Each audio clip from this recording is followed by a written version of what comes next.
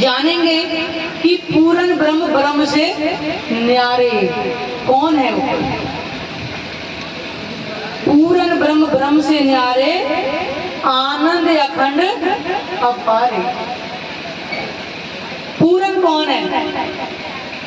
केवल केवल एक परमात्मा, और कोई पूर्ण है ही नहीं। हर किसी के अंदर कोई ना कोई कमी है, लेकिन पूर्ण केवल एक परमात्मा है।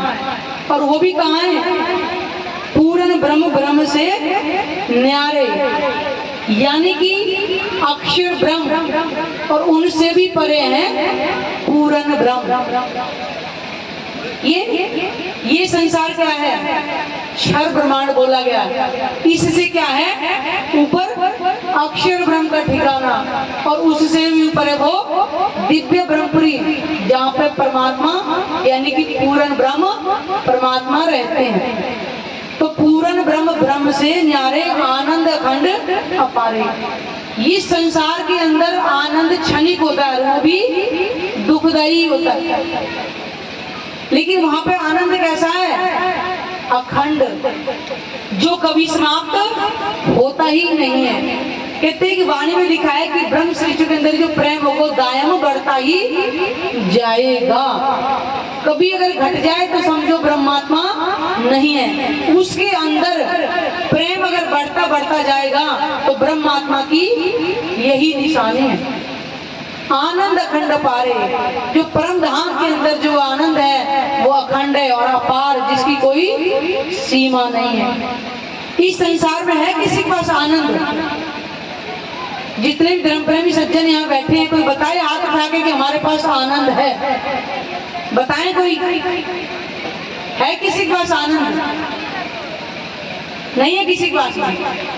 नहीं है, क्योंकि ये संसार सारा दुखमयी है और आनंद प्रेममयी है। परमात्मा प्रेममयी है। शिव संकादिक आदि के इच्छित शेष ने पावत पारे।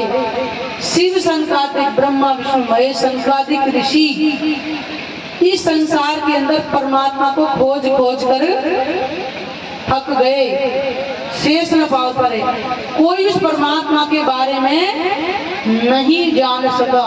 तभी तक अगम निगम कर सब भेद कहने लगे। आज संसार के अंदर परमात्मा को खोज तो सबको ही रहा है, लेकिन मिला किसी को भी नहीं। क्यों? कि वहां तक पहुंचने का कोई एड्रेस था ही नहीं। इसलिए परमात्मा को क्या कहा? निराकार। निराकार क्यों? ग्रंथों में लिखा तो सब कुछ था, लेकिन भेद किसी ने नहीं खोले थे। इसीलिए प्राणनाथ जी जब इस संसार में आए जागरण यात्रा के दौरान हर ग्रंथों से अंदर पहचान कराई थी। हिंदुओं को हिंदू के ग्रंथ थे, मुस्लिमों को मुस्लिम ग्रंथ थे, सिखों के सिक्के से, हर ग्रंथों से सबको पहचान करा दी कि एक परमात्मा कौन है, कहाँ रहता है, और कलयुग में आने का समय भी बता दिया गया था। ढूंढ तो सभी रहे हैं, लेकिन परमात्मा कभी अटकल से नहीं मिलेगा। अब ये वाणी हमारे पास आई है, इसके अंदर परमात्मा तक पहुंचने का पूरा एड्रेस यानी पता लिखा हुआ है।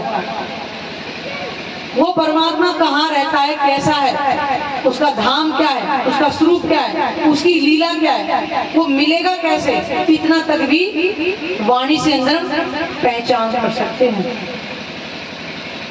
जब यहाँ के ब्रह्मा विष्णु महेश ही नहीं ढूंढ पाए तो फिर यहाँ के और जो जीव है वो कैसे ढूंढते?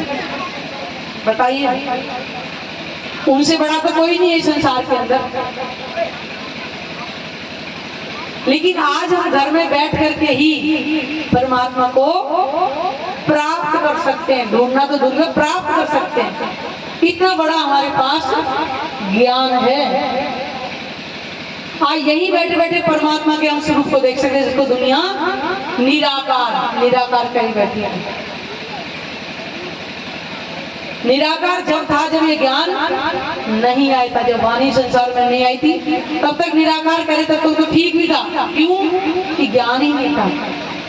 अब तो हमारे पास ये वाणी आ गई है, यही बैठे बैठे उसका हम दर्शन कर सकते हैं। बताइए। ढूंढने की आवश्यकता नहीं है, वो उसको प्राप्त कर सकते हैं। इतना आसान है, लेकिन वो भी हम नहीं कर पा रहे। क्यों? कि हमारे दिल में अभी इच्छा हुई नहीं। कि हमारी आत्मा का जो प्राणेश्वर है वो कैसा है?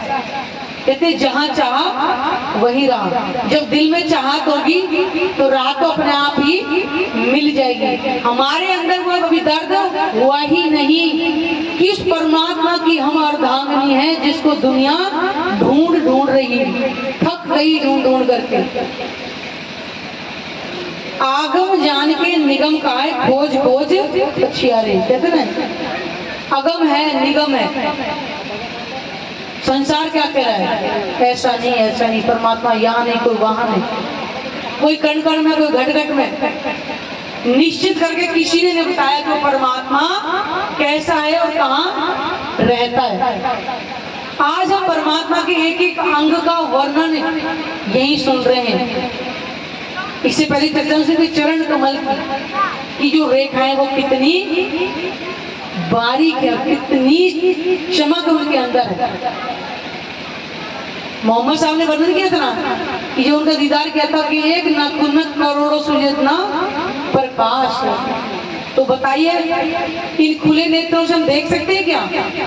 नहीं, क्योंकि जब तक हम अंदर की तरफ नहीं जाएंगे उस परमात्मा का हम चिंतन, उसका ध्यान, उसका दर्शन नहीं कर सकते। परमात्मा का दर्शन करने के लिए हमें अंदर जाना ही पड़ेगा, हमें एकांत में बैठना ही पड़ेगा। बार बार जब उसकी सुरता को हम अपने धाम में बसाएंगे तो धीरे धीरे बसती चली जाएगी। जो कहते हैं ना कि बार बार अगर रस्सी से पानी खींचा जाए तो कुएं के अंदर जो पत्थर लगा उसको भी काट देते। क्यों? क्यों? निरंतर प्रयास चलता रहता है। तो पत्थर मजबूत है या रस्सी? बताइए, पत्थर ना, लेकिन रस्सी उसको भी काट देती है। ऐसा ही अगर हम बार बार अपने धनी के स्वरूप को बार बार अपने धाम हृदय में बसाने का अगर प्रयास करेंगे तो धीरे धीरे करके हमारे धाम हृदय में बस ही जाएगा। क्योंकि वाणी आई ही हमें उनसे मिलने के लिए, और मिले बिना संसार से जाएंगे नहीं। जब तक प्रेम नहीं आएगा धाम दरवाजा नहीं खुलने वाला है। जान के मूलधनी अंगना अपनी सोगराए हमारे। ये महाराजा छत्रसाल जी कहते हैं कि पन्ना जी में, क्योंकि सुबह की आरती में वो नहीं आ पाते थे, रात दरबार का कार्य करते थे, लेकिन संध्या आरती में हमेशा आया करते थे। तो कहते आज भी पन्ना जी के अंदर ये पूर्ण ब्रह्म संध्या के समय में ही बुलता है। आज भी यही बढ़ता है, लेकिन हम लोग घर के अंदर सुबह शाम जब भी हम रात की आरती करते हैं उससे पहले हमेशा करते हैं। तो कह रहे कि जान के मूलधनी, यानी कि वो मूल संबंध परमधाम का जान करके राज्य मेरे घर आए हुए हैं। तो शाकुंतल सखी के लिए आए तो क्या हमारे लिए नहीं आए? क्या जाने हमने, क्या उन्हीं के धनी थे, क्या हमारे नहीं आए? हमने वो भी भाव लिया ही नहीं है। जो छत्रसाल जी ने 82 चर्चा सुनी थी और परमधाम की पूर्ण पहचान कर ली थी तो अमीरुल मोमिन कहलाए थे। हम भी तो उन्हीं के साथ खेल देखने आए हैं। जब शकुंतल सखी आई है हम भी तभी आए, इंद्रावती सखी आई उनके साथ हम भी आए, लेकिन हमारा खेल लंबा क्यों होता जा रहा है? हमने अभी राज्य को पहचाना नहीं है, समर्पण किया ही नहीं है। नहीं तो आज भी गए जान के मूलधनी अपने सोगरा हमारे, हम भी गाते हैं, लेकिन हम तो सिर्फ गा रहे हैं। अभी हमने माना है कि मूल के धनी हमारे घर आ चुके, यानी हमारे धाम हृदय में आ गए। राज्य को कहाँ बिठाना है? ऊपर तले रस न कहिया रस कहिया मोमिन तलु ब्रह्मात्माओं के दिल में विराजमान होंगे। वो कई ईंट पत्थरों के घर में नहीं आएंगे राज्य। और हमने अपने भी दिल को धाम अभी बनाया ही नहीं है। हमने धाम किसका बना रखा है? सगे संबंधी, घर परिवार, इसी के बोझ को ढोते ढोते पागल हुए जा रहे हैं। अब यही सोच रहे हैं कोई बात नहीं, घर के गृहस्थ काम संभालने, फिर बाद में राज्य तो मिल ही जाएंगे। और यही रहते रहते मनुष्य तन को हम व्यर्थ में पूरा कर दे रहे, कभी स्तन पे खेल देखते जाएंगे। सोचो कि हमारी दौड़ कहाँ लग रही है। श्री ठाकुरानी सखी सुधा ले ले संग धारे, ये छत्रसाल जी का भाव था। क्योंकि 5000 सुंदर साथ को लेकर के प्राणनाथ जी पन्ना जी में पहुंचे थे। उस समय 5000 की सुंदर साथ वहां पन्ना जी में बैठ गए। क्या समा होगा उस समय। आज 4 दिन का प्रोग्राम करने के लिए हमें कितना आडंबर करना पड़ रहा है। उसमें 5000 थे और प्राणनाथ जी कहाँ कहाँ लेकर के सुंदर साथ को गए थे। बताइए सुंदर जी, क्या टेंट लेके चलते थे? इतना राशन लेके चलते थे 5000 का। क्या कारण था? वो ब्रह्म लीला थी, ब्रह्म लीला। तो किसी को समझ ही नहीं आई थी। आज हमारे घर में अचानक 5 कोई सुंदर साथ आ जाए तो हम खाने के लिए हड़बड़ा जाते हैं, करते थे 5 बंदों को लिए। 5000 को लेकर के पन्ना जी पहुंचे थे। बताइए, हाँ उस दिन के अंदर राजनीतिक चमत्कार की लीला नहीं की, लेकिन बातें तो हो ही रही थी। 5000 सुंदर साथी वहां लेकर के उनका कितना सब करना पड़ेगा प्रबंध। तो करे ठाकुरानी यानी कि श्यामा जी भी, सुंदर बाई भी, सब वहां पे पहुंची हुई थी पन्ना धाम के अंदर। आपने शायद सिख पंथ के लिखा एक साखी है, बीतेगा 39 साल, लगेगा 40 साल, होएगा कोई मर्द का चेला, और नानक ने दिखावे मुझे सत सत की बेला। यानी विक्रम संवत 1739 से बीजेगा और 40 जब लगेगा जो मर्द के चेला वहां पधारेंगे। और वही छत्रसाल जी को उन्होंने विक्रम संवत 1728 में सपने में बुद्ध जी की छाप का सिक्का भी दे दिया था कि 12 वर्ष बाद में आप तुमसे आकर के मिलूंगा। देखो सुंदर सा जी, इसी धरती की लीला है। जान पा रहे कोई कौन है प्राणनाथ जी? और आज हमें एक शब्द कहने से पहचान हो जाती है। क्यों?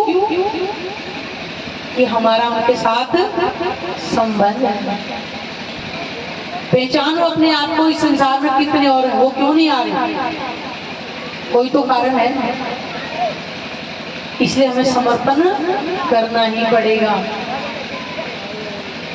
त्रिगुण फांस के फंद पड़ते सो फंदा निर्वाणी।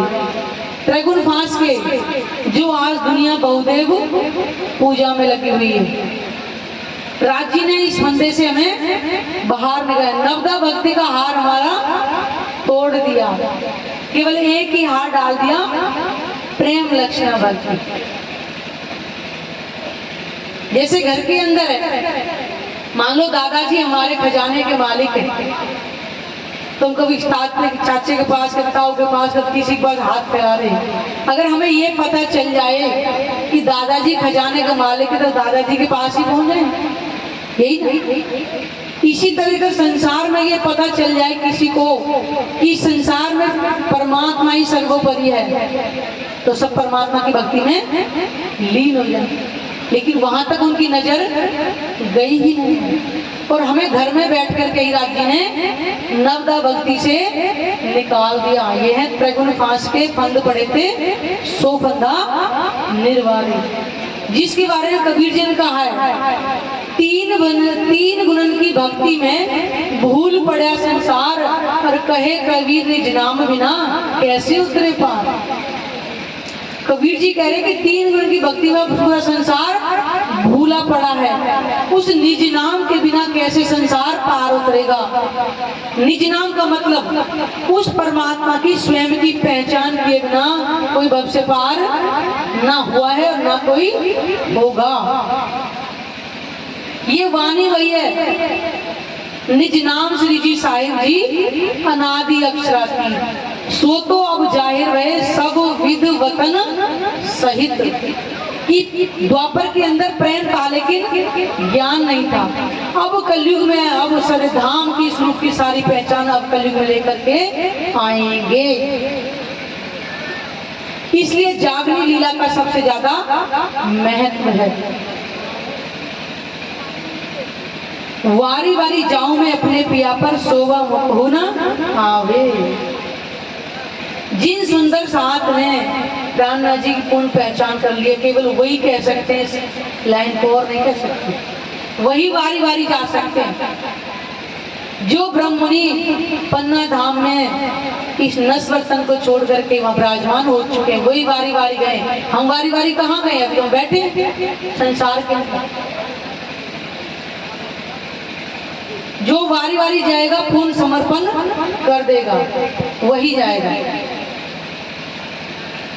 सिंहासन आसन बैठारे छत्रसाल गुण गाओ।